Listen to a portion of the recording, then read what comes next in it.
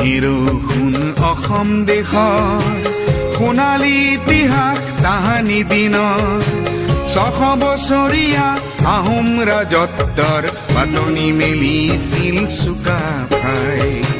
শুন হেৰো শুন অসম দেশৰ সোণালী ইতিহাস তাহানি দিনৰ 600 বছৰীয়া আহোম ৰাজত্বৰ পাতনি মেলিছিল চুকাফাই চাউলুং চুকাফা